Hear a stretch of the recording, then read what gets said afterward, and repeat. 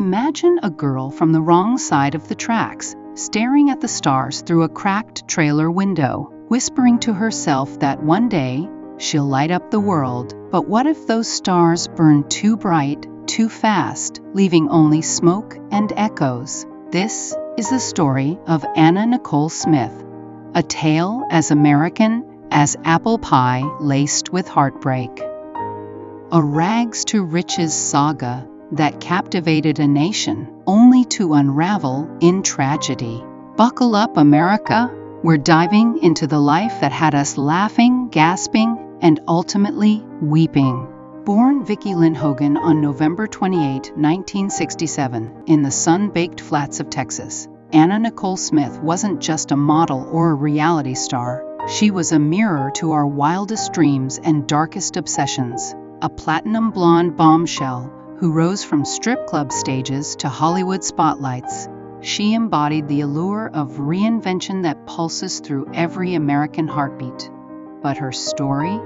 It haunted us because it felt so close to home. The thrill of fame's high wire, the crash when the net fails. From poverty to Playboy mansions, love to lawsuits, addiction to unimaginable loss. Anna's life was a cautionary ballad we couldn't stop humming. Why? Because in her triumphs and tumbles, we saw our own fragile hopes reflected back. Picture this: Mexia, Texas, 1967. A tiny oil town where the air smells of dust and distant dreams. Vicki Lynn Hogan enters the world to Virgie May, a tough-as-nails deputy sheriff, and Donald Eugene Hogan, a truck driver who vanishes like morning fog when she's just a baby. Her parents' divorce hits like a summer storm, leaving Virgie to raise Vicki and her siblings in a whirlwind of instability. Evictions, odd jobs, and the kind of quiet violence that scars without a sound. It was hard, Anna would later say, her voice cracking like dry earth. But I learned early, you fight for your light, or the dark swallows you whole. By 15 schools, a cage she can't fit, she drops out, slinging burgers at Jim's crispy fried chicken, her hands grease-stained but her spirit unbroken. At 17, she marries Billy Wayne Smith, a fellow cook with kind eyes and calloused hands. Their son, Daniel Wayne, arrives in 1986, a chubby-cheeked bundle who becomes her anchor in the storm. But marriage crumbles like stale fries. By 1993, divorce papers seal the end. Penniless, with a toddler in tow, Vicki turns to the neon glow of Houston's strip clubs. I wasn't ashamed, she'd recall. It was survival, shaking off the dust, stepping into the spotlight.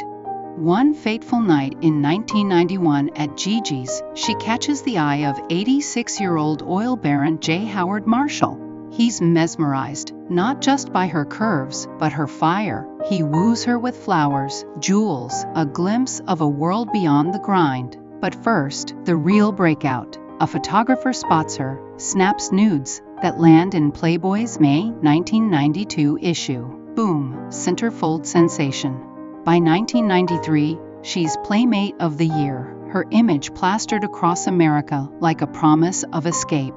Guess Jeans calls next. Paul Marciano dubs her the new Claudia Schiffer, her sultry black and white ads turning heads from malls to magazines. Platinum hair, red lips, a body that screams unapologetic sensuality. Anna Nicole Smith is born. She's Marilyn's echo in a modern key. Posters flying off shelves in the US and Europe. Film cameos follow. A flirtatious Tanya in Naked Gun 33 1/3. A bombshell in Naked Ghostie, the Hudsucker proxy. At 26, she's on top, but whispers of her white trash roots sting like tabloid barbs. She shrugs them off with a laugh. Honey, I'm just getting started. June 27, 1994. Houston's summer heat clings like regret as Anna, 26 and radiant, weds 89-year-old J. Howard Marshall in a ceremony that's equal parts fairy tale and fever dream. He's a titan of oil, worth billions, showering her with mink coats and a Houston mansion. He saw me, she'd say. eyes misty. Not the girl from the club, but the woman aching to be loved. But America? We feast on the scandal. Gold digger, scream the headlines from People to the La Times. Late-night hosts crack jokes. Feminists decry exploitation. Anna fires back. Love ain't about age or dollars. It's about someone holding your hand when the world's laughing. Their 14 months together? A whirlwind of private jets and quiet evenings. Jay Howard doting like a grandfather reborn. But on August 4, 1995, pneumonia claims him at 90. His will? Not a dime to Anna, everything to son E. Pierce Marshall. Devastated, she sues for half his estate, claiming verbal promises of security. He wanted me taken care of, she insists in court, voice steady amid the storm. What follows is a legal odyssey that grips the nation. Texas probate battles, California bankruptcy filings, appeals snaking to the Supreme Court twice. In 2000, a judge awards her $449 million. It's slashed to $88 million, then zero in 2001. By 2011, the Supreme Court rules against her estate. 20 years of fight, ending in silence. The press? They devour it all, turning Anna from icon to punchline. Yet through the frenzy, she clings to Daniel, now a lanky teen shadowing her every step.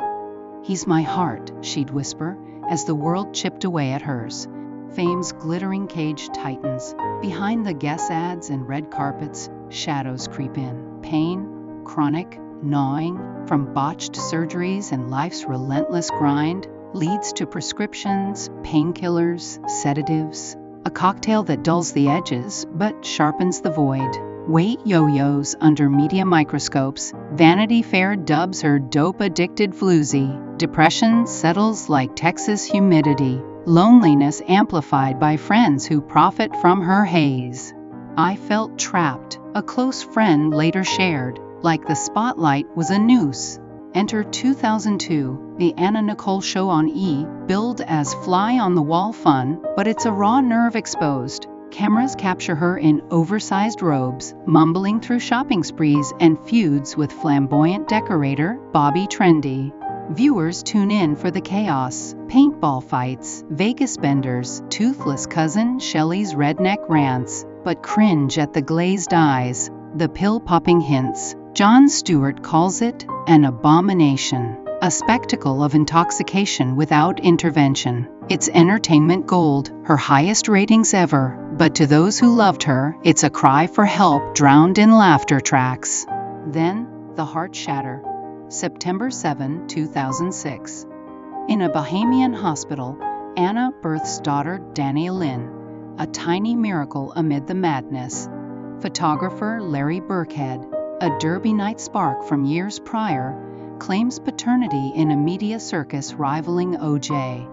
But joy curdles 3 days later. Daniel, 20 and inseparable from his mom, her co-star, confidant, the boy she'd raised through hell, visits the room. They nap side by side, mother and son, like old times. Anna wakes to stillness. Daniel's gone. Accidental overdose. Methadone mixed with antidepressants, Lexapro and Zoloft.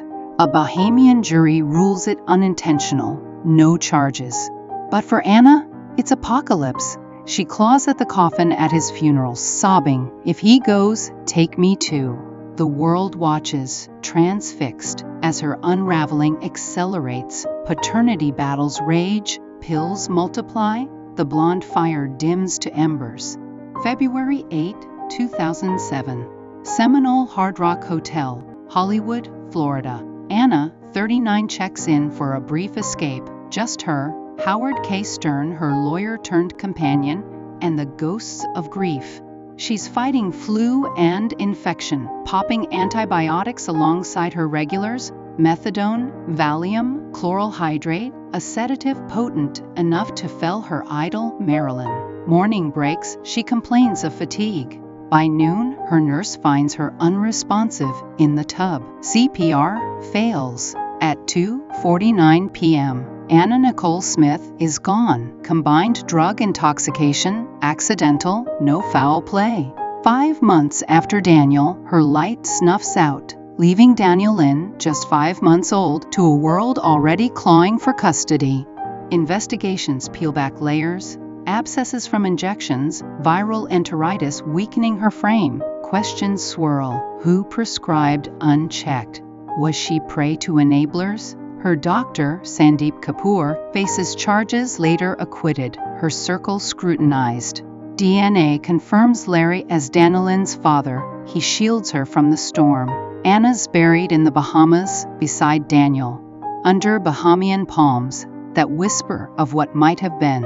Anna Nicole Smith wasn't flawless. She was human, forged in fire, felled by its heat. Her legacy? A stark portrait of Hollywood's underbelly, fame's feast turning to famine, the press as predator, addiction's quiet siege. She mirrored Marilyn, sex symbol, slain by scrutiny. But Anna's song was ours, a reminder that behind every flashbulb is a fragile soul chasing connection. Today, Dana Lynn Burkhead, 18 and thriving, honors her mom at Derby galas, wearing those crystal gowns like armor and grace. She inspired lives, Larry says, voice thick, changed them. So here's to Anna, the girl who dared dream big, the woman who paid dearly. In a world that devours its stars, may we learn to lift them higher before the fall. What dreams are you chasing? Drop them below. Thanks for watching. Subscribe for more stories that stick.